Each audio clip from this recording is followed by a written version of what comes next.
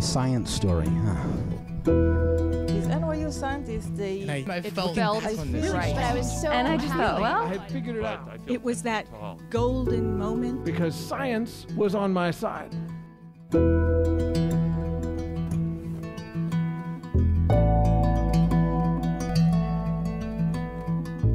Hey everyone, welcome to the Story Collider, where we bring you true personal stories about science.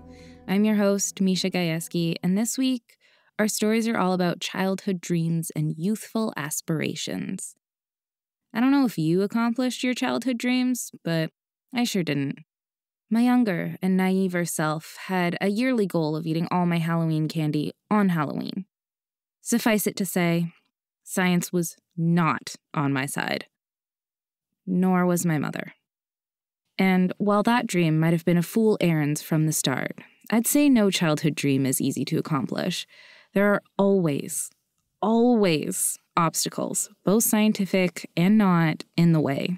But for our storytellers this week, obstacles be damned. They've got a dream and they're going to make it a reality. Our first story is from Kayla Hernandez. It was recorded in September 2022 at Caveat in New York City. The theme that night was seismic shifts.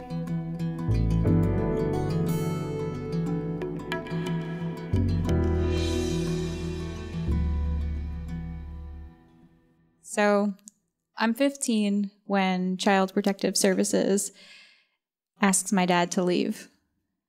And I thought things would get better. But things weren't getting better. I'm sitting on the top bunk in my little sister Lindsay's bedroom, and I can hear my mother and my middle sister fighting downstairs. My mom runs up the stairs, slams the door to the bedroom, and then, after weeks without it, I could hear his voice. She gave up. She called him. My father and I never really got along. Ever since I was 8, we had fundamental disagreements about what it meant to be a parent, to be a daughter. And I know I should have been scared. I know I should have been angry. But sitting on that bunk, I was just calm. It was months later when he would start kicking me out. It would be after I worked a late, long night shift closing the local Dunkin' Donuts. But then nights turned into days, turned into weeks. But if you knew me when I was 15, it wouldn't surprise you to know that I had a plan. This was always a possibility, so I had several plans, complete with backup plans and sub-plans. I really started plotting that day on the bunk bed. And the gist of all of those plans went something like this. 1, and this is the most important, work as many hours as humanly possible. Gotta work to live. And then 2, graduate high school early. High school was inconveniently held during most working hours, which interfered with step 1. Step 3, I had to scrape together all the money I could for APs, SATs, college applications. And then 4, I had to lean into my friends and my family. I had to start calling people, figure out who I could stay with and for how long.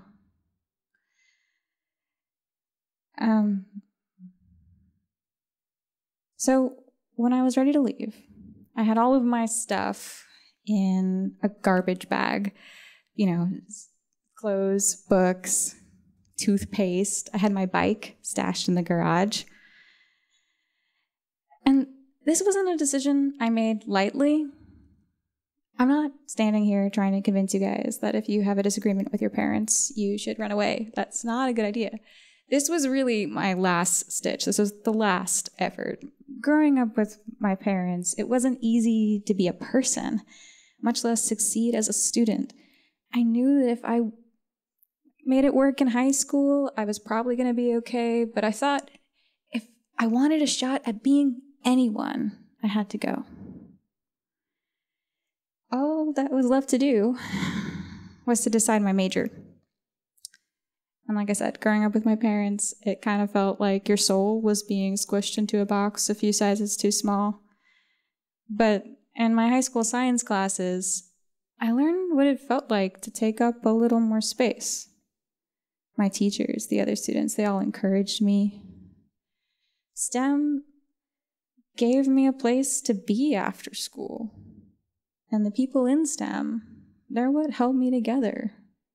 When everything else was falling apart, science always made sense. So I participated in science Olympiads, and I also was in a research program underneath my high school's very own resident botanist.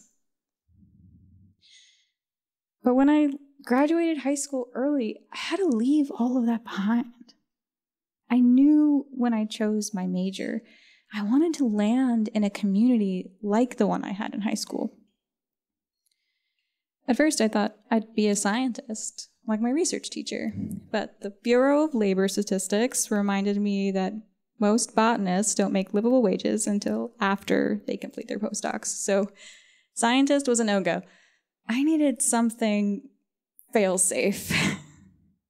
Times like these, people like me end up enlisting, but I could not imagine the Department of Defense treating me gently, so I thought, next best thing, Peace Corps. And they were looking for engineers. And my research in high school was in biology.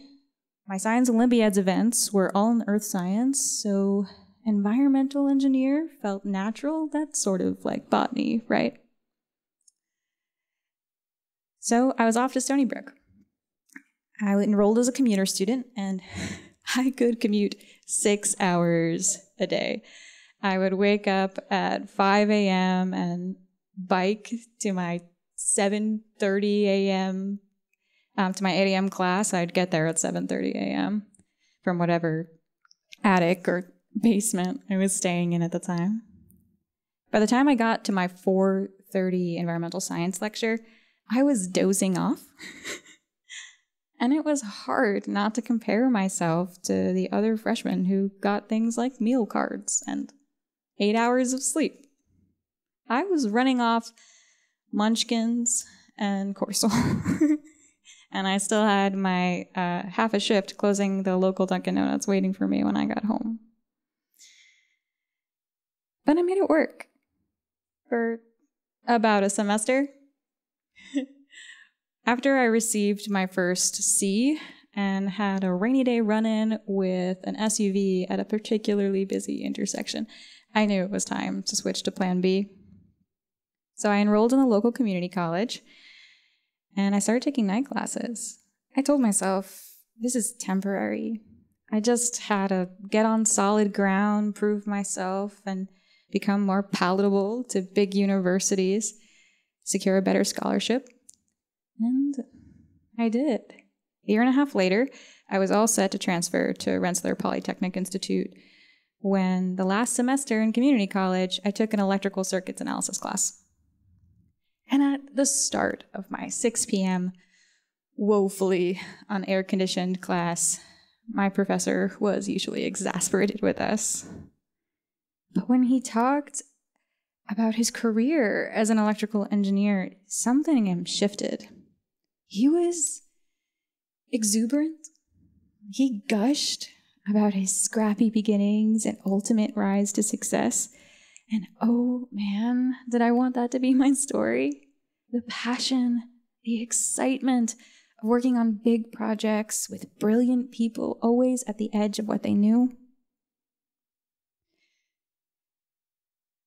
That kind of joy seemed like a distant luxury. And in the meantime, I wasn't sure I could succeed in a circuits class. But something about the way he talked about building things made me want to try. And once I dove in, I fell in love. We joked that I learned to speak the same language as the electrons. But nothing could prepare me for when one day he pulled me aside after class and told me about a job opening for a technician at Brookhaven National Lab. I didn't understand. I made him repeat himself. It took all of my strength and concentration to keep a straight face when this man said, "The group leader is going to owe me a bottle of champagne when he finds out about you." Whether or not my professor was losing it in his old age, really the only explanation I could think of for an interview opportunity. I was being offered a chance at that joy I had seen in him. And no one had ever bet on me before, so I knew I had to try. I figured at the end of this, everyone would realize they made a really big mistake, and that I should just be grateful for the opportunity to see the lab. But in the end, I interviewed with 8 people in a big conference room, one right after the other, for 4 hours. But then they took me to see the lab I could be working in, and it was incredible. There were gray, blue, yellow cables hanging everywhere. It was nothing like the labs I worked in high school. There were fans humming, instrumentation, buzzing. It was chaos personified. And that was kind of perfect, because at this point, navigating chaos had kind of been my thing. When the deputy group leader sat me down in his office, which was just covered with pictures of his family, he said, "You must be worn out." And then he offered me a snack. I knew right off the bat I wanted to be someone like him. So if that's what working at Brookhaven National Lab meant, getting to figure out what all those cables do and about all that instrumentation and ending up someone like Tom, I was in. But all that said, I didn't have my hopes up. I went about my life. I was planning on moving upstate. I was actually arguing with my magnificent boyfriend about how we were going to make the long distance thing work when I got the phone call from the lab letting me know I got the position. I didn't even bother negotiating pay. An emphatic yes just fell out of me. Before I knew it, I've been working at the lab for 4 years, and it was the middle of the pandemic. I was begging a senior engineer, Kevin, to teach me how to capture gold beam from a particle accelerator into a particle collider. The relativistic heavy ion collider, or RIC, is an atom smasher. And no, I'm trying to be careful. It's not Story Collider. It's the other collider, the one on the east end of lovely Long Island, and not the one in Switzerland. Come on, guys. What? You guys didn't know we had one of those? We do, to the power company's dismay. Ultimately, beams traveling the speed of light are steered into each other in a giant detector that captures bits and pieces of the aftermath so that physicists can piece them together and glean some insights about what our universe is made of. When there's no beam in the machine, when the machines are not running, teams of people work tirelessly in tunnels, in office buildings, meticulously repairing and upgrading the crazy network of machines. When we start up the collider after a shutdown, the main control room is buzzing. Operators seem to communicate telepathically. But with the COVID restrictions, Kevin had been setting up the machine remotely. And when he finally agreed to let me watch, I was ecstatic. I spent hours setting up my own mini control room in my apartment. I went over and rechecked and checked again the list of important parameters to know. As it turns out, accelerators are finicky beasts and timing is critical. Everything has to go right. Hundreds of thousands of parameters have to be set correctly in order to inject into Rick's rings. I opened up windows with all the signals that Kevin had said to keep an eye on. I pored over email explanations. I tried to commit every calculation to memory. We stayed up into the early hours of the morning, adjusting timing and phasing. And in the end, beam was happily circulating, and my head was filled to the brim with new insights and understanding. I started working at Brookhaven National Lab in 2016, just a few days after Christmas. In 2020, I became an electrical engineer, like Tom. I mean, last month, my boyfriend of 8 years and we bought a house. I'm only 40 minutes from the place I grew up in, but I don't think 15-year-old Kayla, for all her planning, could have seen any of this coming. When you meet people like me in high school, me, a freshman on Stony Brook, disheveled, a little sleepy, but excited to be there and to learn, be patient, you'd be surprised what they can accomplish when given enough time and space. And if you're listening and you're like me, from a hard place and you need a nudge, take the leap. You are worthy of that joy I thought was luxury.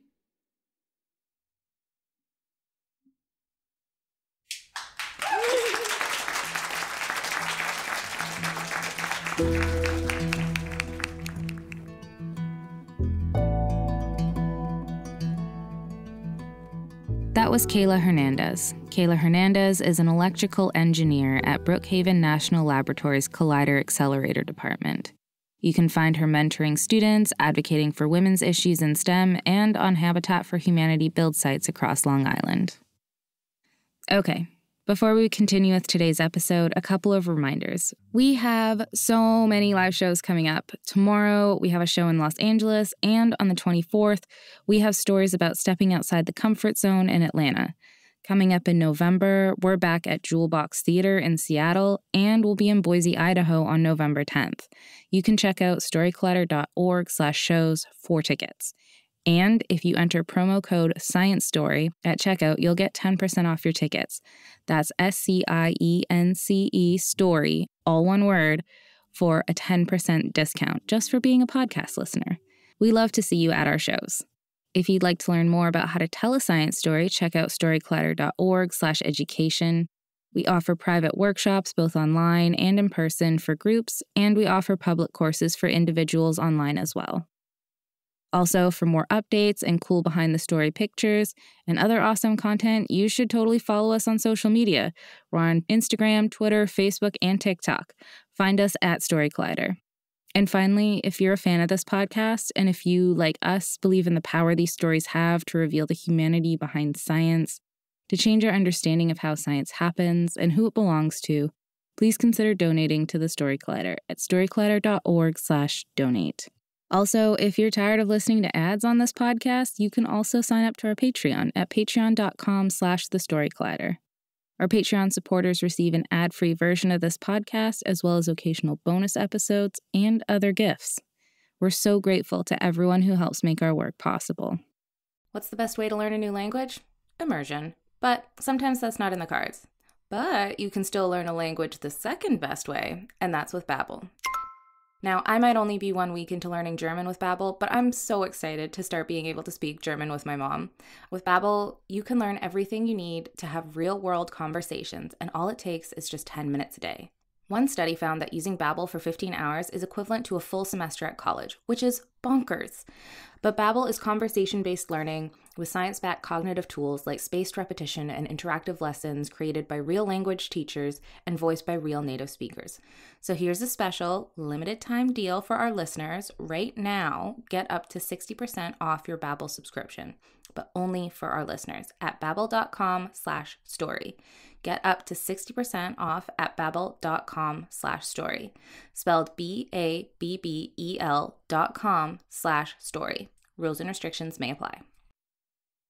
Our next story is from Marc Abbott. It was also recorded in September 2022 at Caveat in New York City.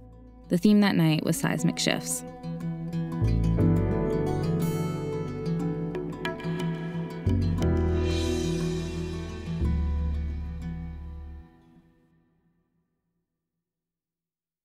It's 1987. I'm 15 years old, and it's Regents Week.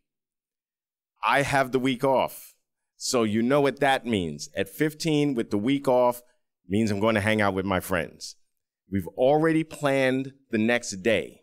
The following day, we're supposed to get together, go to the movies, go uptown to Central Park, hang out there, then hop down to 34th Street where there's an underground arcade, because at this particular arcade, that's where all the girls are. See, I'm a nerd boy. I like everything nerdy, and the only type of girls that would go to this arcade are nerd girls. And my goal in life was to meet, just like everyone in my mother's side of the family who's been married for 40, 50 years. You meet your sweetheart in high school, you get married, you push out a couple of kids, you get a house. It's great. That was what I wanted for myself. I'm like, I need to find my teenage love, because so far that has not been working well. But I'm gonna find this person. And I was really excited about going to this arcade the next day. Except when I woke up that morning, something wasn't quite right. I woke up and I had this horrible pain in my balls. And I'm like, what the hell is this? And I mean, it hurt. Like I can't even begin to explain this pain. I couldn't even get out of the bed. And then when I looked to see exactly how bad this was, it looked like a speed knot that a boxer would get from getting hit too many times in the side of his head. And I'm like, oh, Jesus, this is not good. And I'm trying to think, what did I do? I didn't do anything the night before. I didn't do anything yesterday. So I'm panicking because my parents aren't home. So I can't call my mother because she teaches and she's not going to leave her class to come to the phone. But my dad, who's a cop and a desk sergeant, he'll answer the phone. And I call him and I explain what happened. And he says, you know what? Just soak in some Epsom salt for about 30 minutes. You'll be all right. It's not a big deal. So I took his advice, and that was wrong because no swelling went down and it still hurt. So I limp into my parents' room. I find my mother's phone book. I go through the phone book looking for the family doctor. I can't find him. So I open the yellow pages. Yes, the yellow pages. And I find my pediatrician and I call his office. But they're like, well, you're not really one of our patients anymore. And I explain what's going on. So she says, hold on. She puts him on the phone. He goes, okay, explain to me what happened. And I tell him everything. And he goes, hold on. Puts me on hold. A couple of seconds. He comes back. He goes, okay, listen to me. You have what's called testicular torsion. You need to get to the hospital right away. This is very serious. I'm like, how serious is very serious? He goes, who's the person that can get to you the quickest? I'm like, my dad. Give me his number. I'm calling him. You go lay down. So now I'm in panic mode. I'm like shaking. I'm thinking I'm about to die. I don't know what I'm going to do. And I'm laying down. My father comes home, breaks through the door, rushes upstairs, throws some clothes on me, and we run out, get in the car, get to the hospital as fast as we can. We get into the ER. He explains to them, you know, this is what the situation is. They take me to the back. A doctor comes around. My father's talking to him, and he comes over, and he's like, so listen, this is what we have to do. What has happened is that there's a cord that supplies blood to your testicles. That cord has now tied into a knot. What we're going to have to do is cut you open, go in, untie it, then we will suture your testicles to your scrotum and then close you back up. And I'm like, you're going to take my balls away? And he's like, no, that's not what I said. He said, we're just going to cut you open and turn and untwist this, and you'll be fine. And I'm like, the hell? And I'm looking at my father, and I said, okay, well, how serious is this? And he goes, well, if we hadn't caught it in time, there was a possibility you would never be able to have kids. Now I'm 15. And I'm like, what do you mean I can't have kids? I can't have children? You mean I'm not going to have kids one day? Didn't say that. I said we caught it in time. You should be okay. So my dad, he gives me the reassurance it's going to be okay. They put me on the gurney, take me to the OR, and I'm laying there. And the last thing I remember saying was, has anybody in this room ever seen Reanimator, the story about the mad scientist that brings the dead back to life? This room looks just like, and that was it. I wake up to my mother laying at my side crying. And I'm like, Ma, are you all right? And she's like, oh my God, he's up. Milton, he's up. He's awake. And I'm like, what happened? I'm so thirsty. Can I get some water? Somebody help me over here. And my father comes in with the doctor, and the doctor's like, it was a success. You'll be fine. You're going to be sore for a while. It's going to take some time to get used to walking again, but you'll be good. And I'm like, so I'm fine. I'm straight. And he goes, you're going to live a beautiful, normal life. 31 years later, I finally meet my nerd girl. I didn't meet her in high school like I had planned, but I met her anyway. And we realized we have the same interests, and her name is Ben, and we get along famously. So as a birthday present to me, she takes me to see Les Miserables, her favorite show. And as we're sitting there, we're watching the show, and she leans over and she goes, you know, I always loved the name Cosette. If I ever had a little girl, I would name her that. And I said, you know, I like that name too. I agree. We hadn't talked about marriage, but already I'm telling this woman that I would name my child the same name she would. But things do work out. We get married. We decide we're going to have children, but we put it off for a while. And then finally, when we decided to try, we were just having a really difficult time. And one of our doctors suggested IVF. So we started the IVF process. But for whatever reason, we just couldn't get pregnant. And finally, we decided to move from this one place because we had heard about this place in Brooklyn that basically was miracle workers.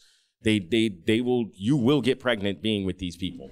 So we went to them, and they did something no one else did. They had me take a sperm sample. And the doctor comes in and she goes, okay, so we looked at the sperm sample. You're low. Did you do anything, or have you had any injuries or anything? And I was like, well, when I was 15, I had testicular torsion. But she goes, that might be it. And I'm like, what do you mean? And she said, well, even though they caught it, there's a very strong chance it affected you enough that the sperm count is not high enough for you to have children. I was like, no. They told me it was fine. They fixed it. Everything was fine. She's like, well, don't panic. We'll give you some vitamins. We'll put you on a regimen. We'll see what happens. So over time, I'm taking all of these things, but the sperm count will not go up. It's still, maybe a little bit, but not enough for things to take. And now I don't know what to do because I want kids. And this doesn't look like it's going to happen. And one of my friends finally said, well, hey, what about adoption? I'm like, no, I'm not adopting children. I want my own. And he's like, I know how you feel. I said, no, you don't understand how I feel. I didn't meet my high school sweetheart. I didn't have the 2 kids that I wanted to have. I never got the house that I wanted. I'm not giving up having a child. And my friend sent me the links anyway. And I put off looking at these links until one day I said, you know what, let me just look. And those little faces started looking back at me, and now I started to feel guilty because all of these little children needed a home. They needed a father. They needed parents. And why couldn't I be one of those parents for these kids? So I have this uncomfortable conversation with my wife about this because even though I don't want to do this, this might only be the option we have. And so we agree that if the next IVF session doesn't work, we would now look at adoption. Several weeks go by. We never hear from the clinic again. And I click on one of the links and I start filling out the forms. And when I finish, I go into the stairwell where I'm working and I just start crying. Because now I realize this next phase is something I don't want, but may be my only choice. And when I finish getting all of that anxiety and everything out, I go back to my desk and my coworker's like, your wife called. And I call her back. And I said, listen, I know we discussed this, but I've already filled out the forms for adoption. She said, well, you sure that's what you want to do? I said, no, it's not, but it may be the only solution. And we just want to be parents. We just want to have children. So she said, oh, I understand. I did call you because the clinic called because they need to see us about what happened with the last IVF. I said, okay, when do they want to see us? Can you get off work today? I said, I probably can leave earlier today. Did they say what happened? Yes. I said, well, what did they tell you? You're going to be a dad. It took 9 months later, we have Cosette. And there are days where I look at her and I just stare. And she will be playing on the floor and look at me and go, why are you staring at me? Why are you doing that? And I'll say, no reason, which in father terms means I'm happy you're here and I can't believe we finally had you. And in hindsight, I realize that I actually did get the things that I wanted. See, I met my wife through 2 friends from high school. The apartment we're in is in my grandmother's house. And adopted or not, I have a child. I became a father. And I came to the understanding that sometimes the plans you make don't go down the road you expect, but you will always end up in the place you're supposed to be. Thank you.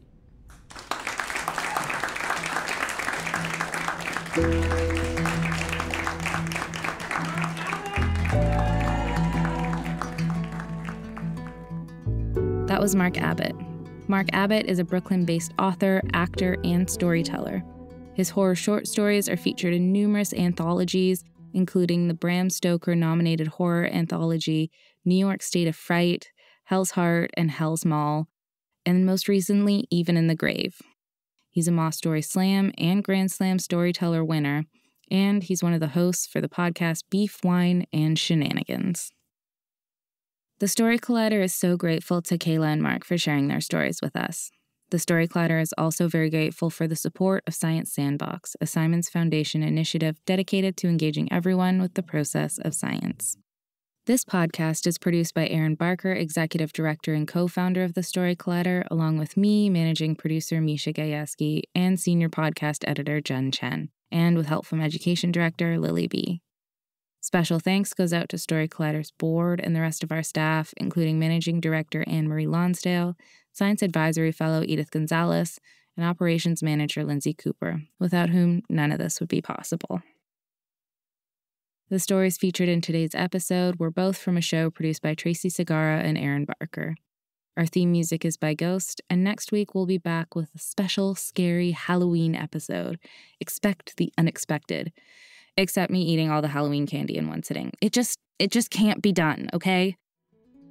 Anyways, until then, thanks for listening.